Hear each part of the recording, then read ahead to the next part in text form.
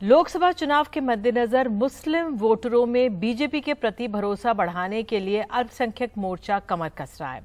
संगठन से जुड़े देश भर के कार्यकर्ताओं की कार्यशाला में कैसे सरकार की नीतियों को मुस्लिम बहुल इलाके में पहुंचाया जाए, इस पर चर्चा हुई है। देखिए ग्राउंड रिपोर्ट। चलो आना होगा गुजरात, आएंगे ना।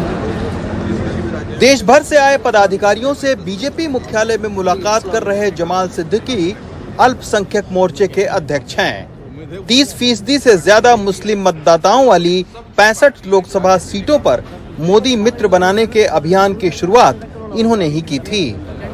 लेकिन मोर्चे के अध्यक्ष जानते हैं कि बीजेपी पर हिंदू वोटों के ध्रुवीकरण के आरोपों के बीच मुस्लिम मतदाताओं का भरोसा जीतना एक चुनौती भरा काम जरूर है। तो भारतीय जनता पार्टी तो हमने बनाया है, लेकिन हमें गुमराह किया गया, हमें भटकाया गया, हमें भारतीय जनता पार्टी से दूर रखा गया। क्योंकि अगर भारतीय जनता पार्टी के साथ मुसलमान गया तो शिक्षित हो जाएगा, आर्थिक रूप से मजबूत हो जाएगा, जानकार हो जाएगा, राष्ट्रवादी हो जाएगा, तो हमारा वोट बैंक कैसे रहेगा। लेकिन अब मुसलमान समझ गया है। अब भारतीय जनता पार्टी को भी देख लिया है, प्रधानमंत्री श्री नरेंद्र मोदी जी को भी देख लिया है, और ये देख लिया है कि भारतीय जनता पार्टी एक मात्र ऐसी पार्टी है जो देश के लिए काम करती है।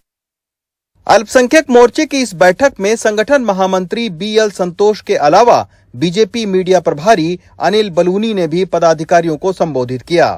साथ ही हिंदुत्व की राजनीति के साथ साथ मुस्लिम वोटरों को पार्टी से जोड़ने के पीछे बीजेपी की एक बड़ी रणनीति है, जो उस वक्त बनना शुरू हुई जब प्रधानमंत्री नरेंद्र मोदी ने कहा था कि सर्व समाज को जोड़ो और सबको गले लगाओ। यही नहीं, उत्तर प्रदेश स्थानीय निकाय चुनाव में भी करीब 100 सीटों पर बीजेपी ने मुस्लिम उम्मीदवार उतारे थे। यही नहीं, बीजेपी का यह दावा है कि उत्तर प्रदेश के स्थानीय निकाय चुनाव में उसने 350 से ज्यादा मुस्लिम उम्मीदवारों को टिकट दिया, जिसमें 45 उम्मीदवारों की जीत भी हुई।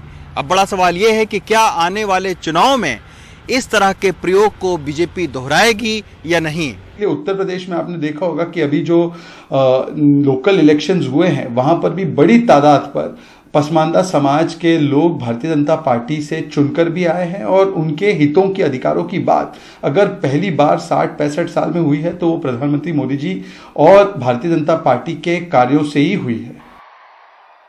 वैसे बीजेपी काफी दिनों से मुस्लिम समाज में पैठ बढ़ाने की कोशिश में लगी है, लेकिन अब 2024 के पहले कम से कम 10% मुस्लिम वोटों को बीजेपी के साथ जोड़ने की तैयारी हो रही है। इसके लिए पसमानदा के साथ साथ केंद्रीय योजनाओं का लाभ लेने वाले मुस्लिम समाज के लोगों पर ज्यादा ध्यान है। नई दिल्ली से रवीश रंजन शुक्ला की रिपोर्ट, NDTV इंडिया।